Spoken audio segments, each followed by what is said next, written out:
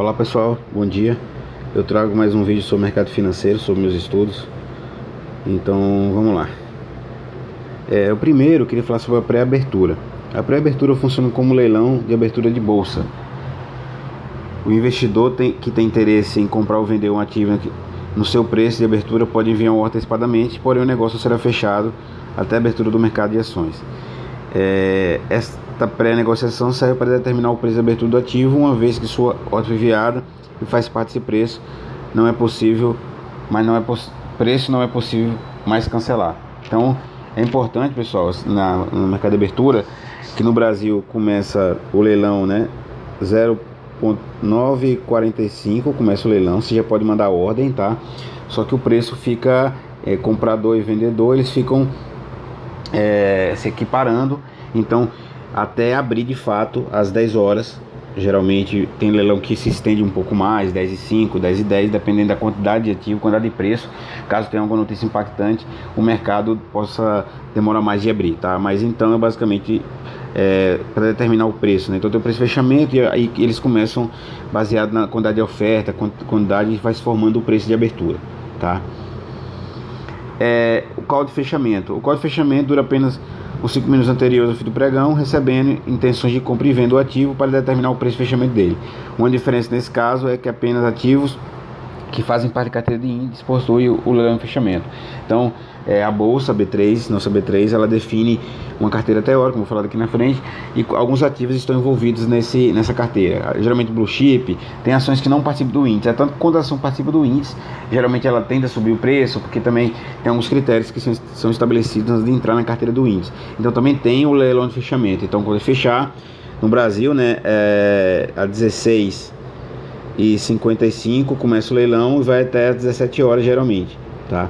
Só que também às vezes tem horário às vezes a gente tem questão do horário de verão e não tem, pode ser que seja estendido, começa às 17h55 e vai até 18 horas. Mas é basicamente 5 minutos antes do leilão de fechamento, né? E aí faz também uma coisa parecida, né? Que vai vendo a quantidade de compra e venda e vai realizando algumas ordens ali. Então o call de fechamento também é um ponto importante para quem está iniciando. Aftermarket, né? O aftermarket funciona como uma hora extra de negociação da bolsa, possibilitando os investidores conseguem acompanhar o pregão normal e realizar algumas compras, tá? E aí tem algumas informações. Geralmente, né, o aftermarket tem um limite de oscilação, né, que é importante, 2% para mais e para menos. E também tem, às vezes o exercício acontece aftermarket. Às vezes você vende uma opção e você vai ser exercido, às vezes não acontece durante o pregão normal, e aftermarket que às vezes você é exercido. Já aconteceu comigo, eu vendi umas ações da Copel, eu vendi call, e aí eu vendi a R$10, fechou a 10,10, e no leilão do fechamento, né, eu fui exercido, né, aftermarket, né, no caso. Então aftermarket foi exercido e depois chegou a informação que tem sido exercido. Então acontece muita coisa no aftermarket, né, mas nem todo mundo tem acesso. Eu recomendo sempre fazer tudo antes do aftermarket para poder não ter problema de você não conseguir executar sua ordem. Então, mas existe o aftermarket e é isso aí.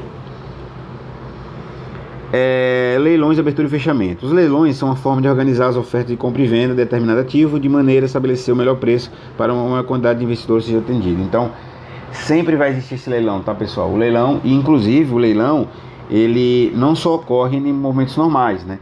Ele pode acontecer também a divulgação de fato relevante. Às vezes tem alguma coisa impactante na empresa durante o dia, durante o meio do pregão que se anunciado. Então às vezes o ativo vai ser congelado o preço, e aí é informado a notícia importante, às vezes troca de CEO, a demissão do CEO nesse meio tempo, então uma descoberta de alguma coisa, então uma coisa que vai impactar, que sabe que é importante. Então o leilão o ativo é congelado o preço, essa informação, e depois de um tempo deixa-se o mercado absorver a informação e solta novamente para negociação. E nesse momento tem alta volatilidade, o ativo sobe, o ativo desce, tá? Então problemas técnicos, né? Ativos com alta volatilidade, ativos que estejam apresentando alta volatilidade também. Se o ativo subir muito ou cair muito, ele também entra em leilão, porque ele precisa, né? Às vezes o ativo começa a cair demais, entra em leilão para poder ter um ajuste técnico, para poder, às vezes, para evitar que caia muito, evitar que suba muito. Então geralmente uma notícia muito impactante faz com que isso aconteça, tá? Então é normal isso na renda variável. Índice Bovespa. O índice Bovespa é uma carteira teórica de ações formada pelas ações mais negociadas do Bovespa. Por isso ele funciona como termômetro do mercado, uma vez que as ações que o compõem representam a maior parte do volume financeiro negociado. Então a bolsa sempre divulga, sempre está renovando a carteira teórica, tá?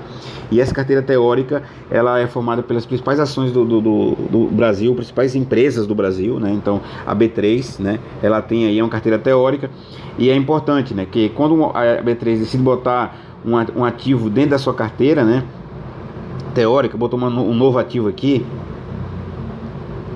significa que esse ativo mostrou um bom desempenho, boa governança, e geralmente fundos de investimento às vezes só investem em ações que estão nessa carteira teórica, então vai trazer mais dinheiro, mais liquidez, mais movimento.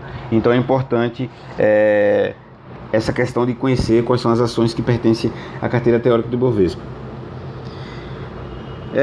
Ou seja, como o índice Bovespa é a maior representação da bolsa, e a maior parte dessas empresas apresentam queda, isso significa que como um todo o mercado está caindo. Então, mas só que geralmente, pessoal, por exemplo, você tem uma ação ABCD4 aqui, que está dentro, né, da carteira teórica. Às vezes ela cai 3%, às vezes o Ibovespa, né, o índice Bov lá, ele cai 2%, porque nesse meio tempo, apesar dela estar aqui dentro, né, está caindo 3%, mas né, depende da porcentagem, não vai influenciar tanto. Então às vezes você vê um ativo ABC, que ele sobe muito ou cai muito, né, e nesse momento aqui, e nesse período, você está tendo o Ibovespa que está subindo muito e caindo, mas não cai tanto como essa ação, porque tem ação subindo, ação caindo, então é um equilíbrio e a porcentagem ponderada ali distribuída pela quantidade de ativo.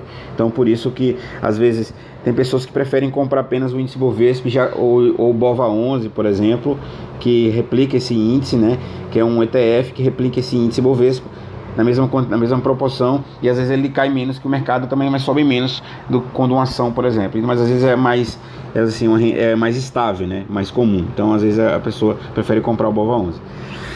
Para investir nesse índice, né, terá que adquirir contratos futuros através do mercado, código índice ou o mini índice, né, ou o índice cheio, o mini índice. Esse mercado também você pode ter chance de investir em commodities, dólar, né. Então há uma forma, né, mas também, como eu falei, o BOVA11 é um ETF famoso, né, que ele replica o desempenho do Bovespa. Então muita gente prefere comprar o BOVA11, que é uma cesta de ativos. Você investe em várias ações, como o próprio SP 500, né, que tem as 500 maiores empresas dos Estados Unidos. Então as pessoas preferem às vezes comprar o ETF do SP 500, que investe e já está diversificando, né? Então aqui no Brasil nós temos o BOVA11 e tem outros, mas o BOVA11 é um dos mais famosos. Aí nós temos que analisar aqui o mercado brasileiro. A bolsa é nova em relação aos outros países, por exemplo, Estados Unidos, França, Alemanha, e nós temos alguns índices que são importantes, que às vezes quando esse índice cai, derruba o nosso. Às vezes ele sobe e ele levanta o nosso. Então, eu trouxe aqui alguns principais, né? Eu trouxe a Bolsa de Nova York, a NYSE, né? Então, ela tem uma capitalização absurda, né? Comparada à nossa, várias vezes o Brasil, né? Geralmente ela funciona das 10h30 a 17 horas. Às vezes tem horário de verão, né? Que ela começa um pouquinho mais tarde, um pouquinho mais cedo, né? Às vezes ela é um pouquinho mais tarde, às vezes é 10h30 ou 11h30. Dependendo do horário aqui do verão, e aí a nossa bolsa se adequa, né? Então tem essa questão. Então uma informação importante é que o NYSE pode interferir muito em nosso mercado. Caso as ações despenquem nos Estados Unidos, investidores podem vender esses papéis na BMF para cobrir prejuízo. Então quando a bolsa geralmente lá nos Estados Unidos sobe, a nossa tende a acompanhar, e quando cai, tende a acompanhar a via de regra. Mas às vezes a gente pode ficar descolado do exterior, como é bem comentado. Então nem sempre isso é verdade, mas geralmente acontece, tá? A Nasdaq também é outra bolsa famosa. Ela tem as principais ações de tecnologia. As ações de tecnologia são listadas nela, né? Então ela também é uma bolsa muito importante que a gente tem que olhar. Influencia muito o nosso índice no Brasil. Aí tem a bolsa de Tóquio, né, que é importante olhar, porque geralmente, como o fuso horário está aberto e fechado, às vezes o que acontece lá na bolsa de Tóquio, reflete aqui, né, o que acontece aqui no nosso abertura do mercado. Às vezes lá caiu muito, geralmente nossa bolsa está fechada nesse momento, quando abre, às vezes ela abre caindo, subir muito, acaba subindo também. Então essas bolsas estão conectadas porque o mundo é globalizado, né? Então é importante conhecer também o movimento dessas bolsas internacionais. Bolsa de Xangai, aqui é Vale 3, tá, pessoal? Hoje não é mais Vale 5, tá? Então aqui é Vale 3. Tem um exemplo, né? Porque a China é um dos maiores os maiores consumidores do minério de ferro da Vale. Então a Vale está fechada, o minério de ferro está aberta, né? Está aberta, ele sobe. Quando abre aqui, as ações da Vale abrem caindo, então ele sobe, as ações da Vale abrem subindo. Então é importante acompanhar esses mercados que nós temos negociação. A Vale é uma grande empresa, a gente sabe disso, e ela faz negócio com a China, por exemplo, um dos principais fornecedores. Temos a Bolsa de Londres, né, que a bolsa uma bolsa muito mais antiga que a nossa, né? Também é importante acompanhar as bolsas, né, da Europa, né? Então aqui eu trouxe outro exemplo. Outro exemplo, a Bolsa de Paris também, né, no caso, né, reunindo a Bolsa de Lisboa, Paris, Amsterdã, Bruxelas. Então estão várias ações, as principais ações do mundo da Europa estão listadas nas bolsas, né? Então é importante acompanhar esse movimento também, tá?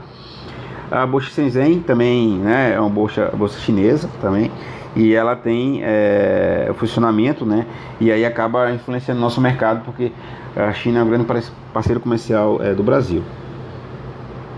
Bolsa de Hong Kong também tem seu efeito, assim como as outras bolsas, né, eu trouxe como exemplo, tá?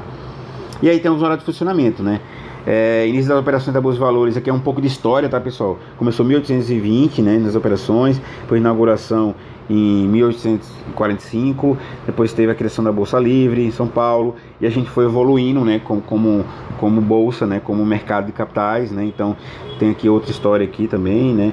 E aí nós tivemos bolsa de fundos públicos, né? Aí começa bolsa mercantil de futuros, né, que tem o mercado à vista, o mercado futuro, que geralmente o mercado futuro é expectativa, né, envolve juro, uma série de coisas, e aí o pessoal opera, usa day trades para poder fazer as operações, fazer hedge, né, muitas vezes em índice dólar, commodities como café, como petróleo. E a bolsa, aí tem aqui a história, né? Então bolsa, aí veja que em 1997 BMF incorpora a Bolsa Brasileira de Futuros, e aí em 2000 Bolsa incorpora, além das bolsas, as outras bolsas, Bolsa do Rio, e se juntando na Bolsa do Brasil, que hoje é a nossa B3, que é basicamente a bolsa que está em São Paulo, local de São Paulo, é a nossa única bolsa brasileira, que a gente chama de B3, inclusive tem ações da bolsa, né, que é B3, SA3, não é a indicação, mas ela também tem ações da própria bolsa, né, que faz que hoje basicamente todas as empresas estão listadas na B3, que a gente chama, né.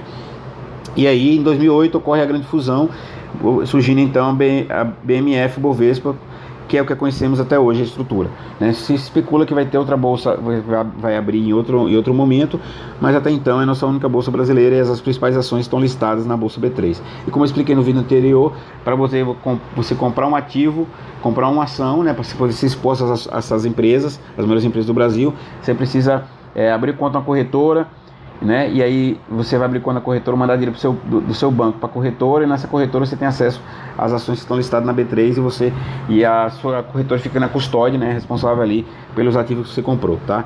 Então esse é um pouco mais de história, né? E são 4 índices importantes que eu diria para poder, cara que está iniciando, acompanhar. Seria o S&P 500, o Dow Jones, né, que é o índice que também tem, é antigo e tem várias ações americanas. O índice Nasdaq, o índice de tecnologia, o S&P 500 tem as principais empresas do planeta, tá? As 500 maiores empresas do planeta. E o VIX, que é um chamado índice do medo, que ele mede a volatilidade, as opções, do medo do mercado, geralmente quando o mercado está caindo forte, por algum motivo o VIX está subindo. Então o VIX, ele é oposto por exemplo, ao S&P 500, né? Se o S&P 500 está subindo, o VIX está caindo. Se o S&P 500 está caindo, o VIX está subindo, tá? Então são índices importantes para quem vai comprar ação, para quem vai fazer a operação de day trade. E é isso aí, pessoal. Então essa é uma aula rápida, uma explicação rápida do que é o código de fechamento, né, código de abertura, como funciona a dinâmica da bolsa. É importante saber que abre e fecha, né? Então eu espero que isso tenha ajudado.